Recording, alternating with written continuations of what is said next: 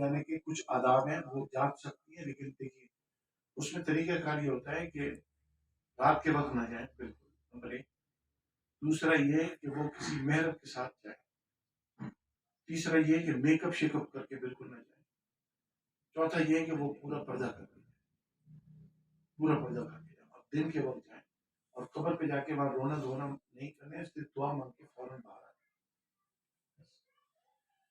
بعض لوگ اس میں روکتے ہیں، سعودی عرب میں خاص طور پر وہ روکنا ان کا ٹھیک نہیں۔